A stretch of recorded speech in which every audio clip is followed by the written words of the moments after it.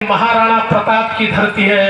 मैं छत्रपति शिवाजी महाराज की धरती से आया हूँ। छत्रपति शिवाजी महाराज ने, महाराणा प्रताप ने, पृथ्वीराज चौहान जी ने हमारे धर्म को, हमारे देश को सुरक्षित रखा। अगर वो नहीं होते तो हम अपने आप को सनातनी हिंदू नहीं कहला सकते। हम में से कोई हिंदू नहीं होता।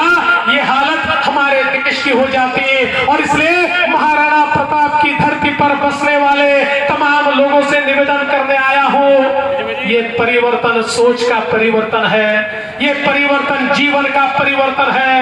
और इस परिवर्तन को लाने की जिम्मेदारी आपकी है, क्योंकि ये परिवर्तन अगर आप नहीं ला पाओगे तो आपकी आने वाली पीढ़ी आपको पूछेगी। जिस समय परिवर्तन की मांग हो रही थी, जिस समय राजस्थान पर अत्याचार हो रहा था, जिस समय सनातन पर अत्याचार हो रहा था, जिस समय दुराचारी ये सत्ताधीश हो रहे थे, उस समय आप क्या कर रहे थे, तो उसका जवाब आप नहीं दे पाओगे।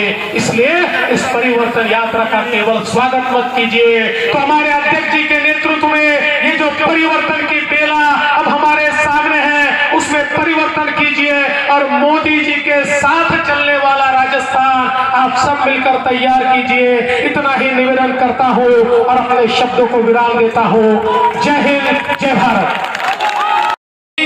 अलायंस तैयार हुई है, एक इंडिया अलायंस के नाम से इन्होंने अलायंस तैयार किए। ये सारे के सारे लोग किन विचारों के लोग हैं?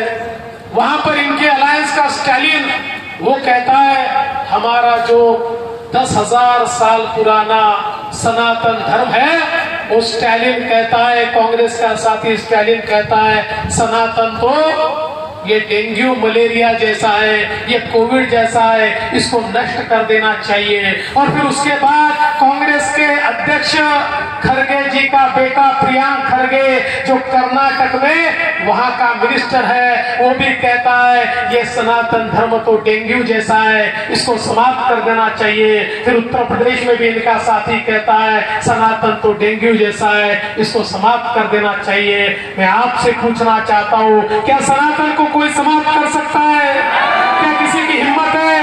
क्या किसी की ताकत है? अरे जिसने सनातन पर वार किया वो पता नहीं कौन से मजार में अटक गए, कोई उनको याद नहीं रखता।